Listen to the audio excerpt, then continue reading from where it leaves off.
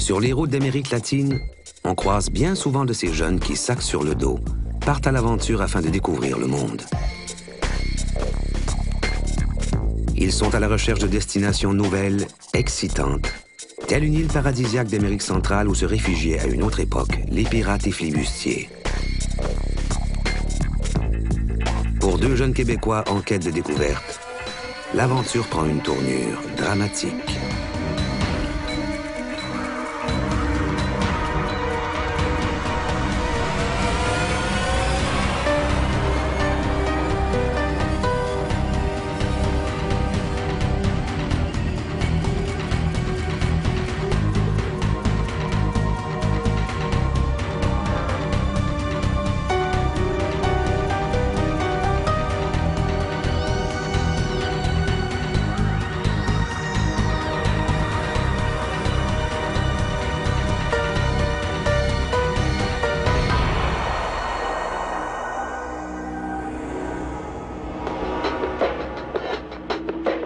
À l'été 2005, Carl Montminy et Philippe Millette, amis depuis plusieurs années, se donnent rendez-vous au Costa Rica afin de partir ensemble à la découverte de l'Amérique centrale.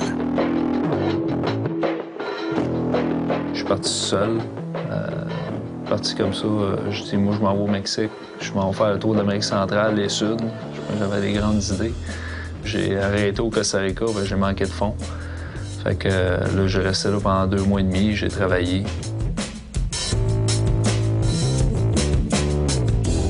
J'ai toujours voulu voyager à travers le monde. J'avais un de mes amis dans l'Ouest canadien que lui s'en allait au Mexique. Fait que j'ai dit, on va partir ensemble. On va faire l'Ouest américain. On s'est quitté au Mexique, dans le fond. Puis, étant donné que Philippe était déjà au Costa Rica, eh bien, je me suis dit, je vais pouvoir voir d'autres pays avec lui. On va aller se rejoindre, puis on va voyager ensemble. C'est le type de voyage qu'ils voulaient faire les deux ensemble. Puis je pense que les deux ensemble aussi avaient une belle complicité, ils se complétaient bien pour faire ce type de voyage-là. On a décidé de partir du Costa Rica puis de faire tous les pays pour revenir au Québec. Donc, on faisait pays par pays. On a passé par Monteverde. Après ça, on est monté, on est allé au Nicaragua. Après ça, on a continué à monter. On se parlait, peut-être on pourrait aller faire la plongée. La meilleure place, il paraît que c'est à Utila ou Honduras. Fait que ça, on s'avait mis comme but, on s'en va là. On s'en va sur Utila. L'île d'Utila fait partie d'un chapelet d'îles appelé Islas de la Bahia, les îles de la baie, qui se trouvent à plusieurs kilomètres de la côte hondurienne. Utila est accessible par avion ou par bateau. Le plus simple étant l'un des ferrys qui font l'aller-retour sur une base quotidienne. Sur le ferry, on était très agités, on était très contents, on prenait des photos, on était vraiment heureux. L'exubérance de Carl et Philippe est remarquée par 2 autres passagers du ferry. Damien, un Belge dans la vingtaine, et Piotr, un quinquagénaire polonais. Les 4 gars sympathisent aussitôt, d'autant plus qu'ils parlent à peu près tous le français.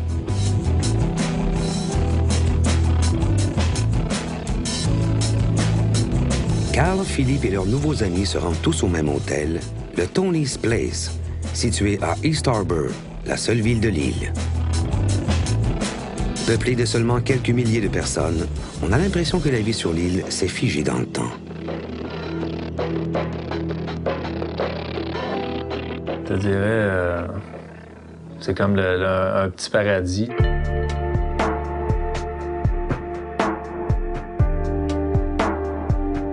East Harbour, c'est tout le côté est de l'île qui représente à peu près 5 % de toute l'île. Tous les gens qui viennent sur l'île disent « Ah oui, on a tout vu quand on a vu Utila, on a fait la rue principale, c'est le centre-ville. » Tout le côté nord, superbe, des plages. Tu peux y aller en kayak à travers un canal très peu large. Très peu de gens le connaissent. Pourquoi? Parce qu'ils se concentrent plutôt sur la plongée, du côté du village. Tu peux faire de la plongée ici à peu cher. C'est peu dispendieux. Beaucoup de backpackers européens viennent ici pour ça. Les eaux sont super claires, translucides. Les plongeurs de par le monde viennent admirer les splendeurs des fonds marins tels le requin-baleine et surtout l'immense barrière de corail. Cette barrière de corail-là, c'est la deuxième plus grande au monde après l'Australie. Cette barrière de corail commence à partir du Mexique, de Cancun. Cozumel, ça descend la côte du Belize, qui s'appelait avant le Honduras britannique.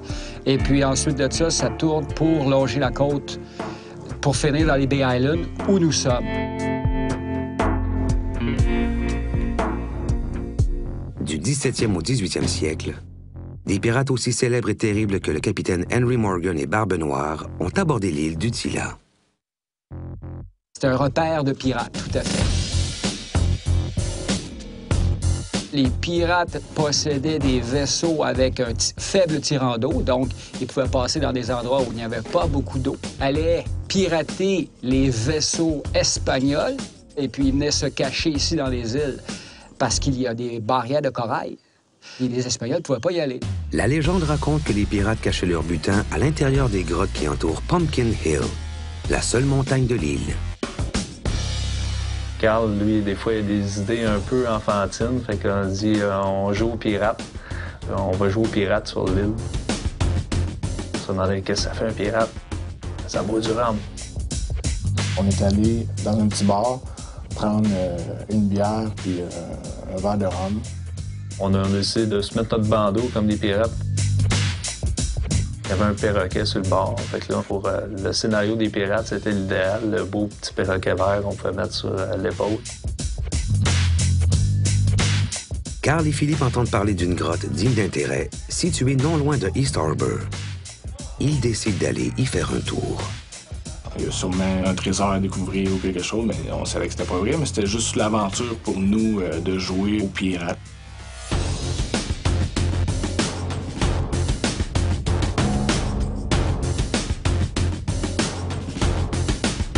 Gonflés à bloc, ils se dirigent vers la grotte aux pirates. Chemin faisant, ils croisent Piotr, qui accepte de se joindre à la joyeuse compagnie. Juste se rendre là-bas, c'était peut-être une demi-heure de marche, 20-30 minutes. On n'avait pas besoin de guide. Tout ce qu'on avait avec nous, c'était notre costume de bain, notre caméra, puis des souliers. On n'avait pas de bouteille d'eau, on n'avait pas de nourriture, on n'avait rien. Que ce soit au Honduras, à Montréal ou en Arctique, je pense que de partir à l'extérieur, sans protection solaire, sans vêtements, sans chapeau, sans lunettes, c'est s'exposer à des rayons UV, évidemment, qui peuvent être dangereux pour la peau de façon immédiate et avoir des conséquences à long terme.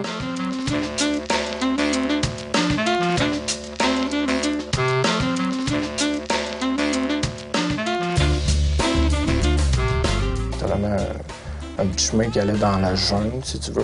Puis on a pris ce chemin-là pour se rendre de l'autre côté de l'île où il y avait la plage. Il y avait tellement de moustiques ou des sandflies qu'on était tout le temps en train de se taper dessus à toutes les 2 ou 3 secondes parce qu'on se faisait piquer tout le temps. Quand on part dans l'expédition, c'est sûr qu'on ne peut pas partir dans sandales comme ça. Ça prend évidemment un bon soulier. Il faut être quand même bien habillé, même s'il fait chaud, une chemise, puisque les moustiques, je dirais que c'est un des pires ennemis dans la survie. On sait que quand ça nous accapare, là, on vire fou avec ça.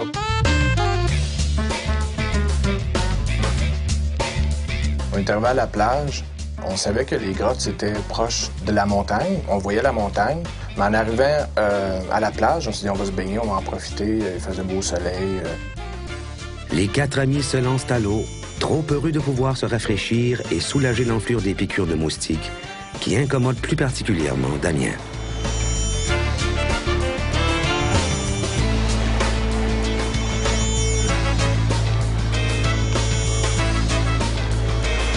Finalement, on a décidé de ne pas aller voir les grottes, parce que ça faisait quand même un petit bout qu'on marchait. Puis on s'est dit, on va retourner à l'auberge. Damien ne voulait pas revenir par le même chemin de broussailles ou d'un peu de jungle à cause de ses piqûres de moustiques. Il était boursouflé, donc on a dit, on va prendre un autre chemin. Ils discutent du chemin à prendre. Philippe se souvient avoir vu de petites îles alors qu'il était sur le ferry. Ce sera un point de repère. Quand tu vas du côté nord, il y a plusieurs petits sentiers, puis tu peux te tromper de chemin. C'est sûr qu'à ce moment-là, avant de partir, tu t'amènes une carte où tu vérifies quel côté tu pourrais revenir.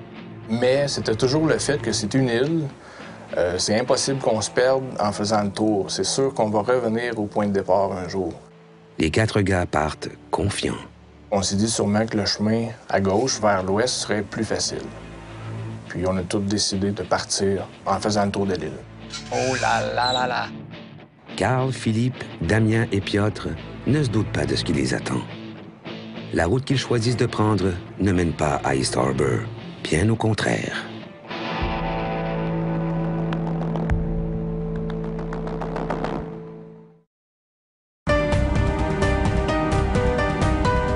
Quatre compagnons partent à l'aventure explorer l'île d'Utila au Honduras.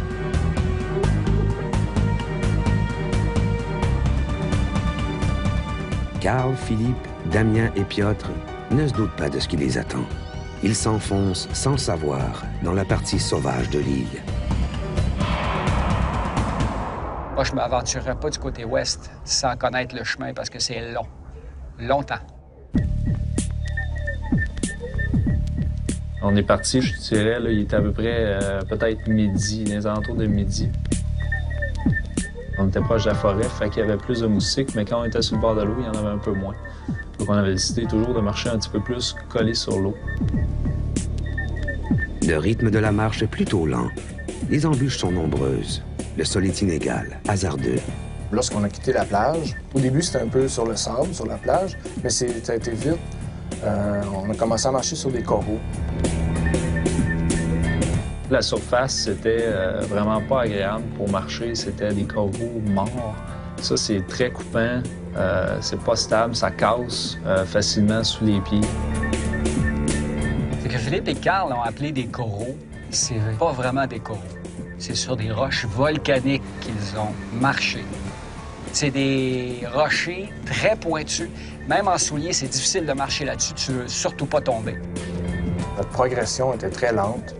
Il fallait faire toujours attention où on mettait les pieds, où on marchait, pour pas tomber ou se briser une cheville ou juste on s'égratignait. Là, on se rendait compte qu'on ne voyait pas encore les îles qu'on pensait voir. Puis là, on se rendait compte que ça prendrait peut-être plus de temps que prévu. La troupe songe sérieusement à rebrousser chemin et revenir sur ses pas. C'est soit qu'on est rendu plus près, ou si on retourne de bord, ça va être encore plus long à revenir. Donc, on gardait l'espoir qu'on était plus près du point d'arrivée que si on retournait de bord. Si on a fait un chemin, même s'il n'était pas agréable, on le sait c'est quoi. Si on a marché pendant une heure, bien, on le sait qu'à la limite, on n'a pas une heure à le faire. Donc, il faut vraiment rester dans un territoire qu'on a connu et qu'on a fait. Si on s'aventure vis-à-vis l'inconnu, là, on s'emballe dans des problèmes. On se disait qu'il faudrait peut-être passer par les terres, mais ça pourrait être risqué parce que là, on n'a pas d'orientation. C'est une forêt dense, fait que si on passait au travers, on pouvait pas savoir exactement par où ce qu'on s'en allait. On serait-tu nord-sud, on tourne-tu en rond, on sait pas. Ça devrait être un réflexe de prendre l'habitude, peu importe ce qu'on fait comme activité, de regarder la position du soleil en partant. C'est rien que de prendre cette habitude-là. Par la suite, si elle de quoi, ça peut nous sauver la vie. Il y a un point de référence, c'est Pumpkin Hill. Tu vois très bien la montagne. De l'autre côté, du côté sud. Et puis ça, c'est un point de référence sur lequel tu peux te fier.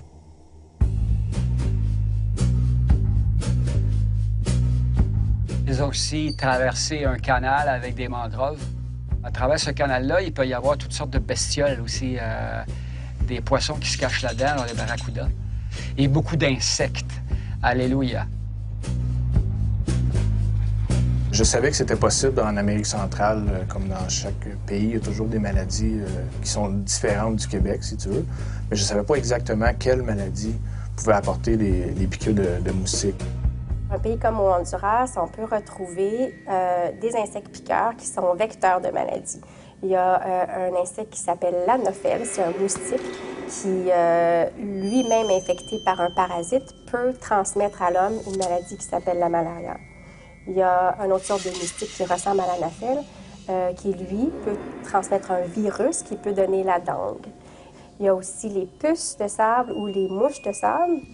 Eux vivent dans le sable, dans les milieux humides. Ces puces ou mouches de sable-là nous piquent, sucent le sang aussi, mais elles peuvent être aussi vecteurs de maladies ou de virus qui peuvent transmettre des trucs rares, là, comme la leishmaniose.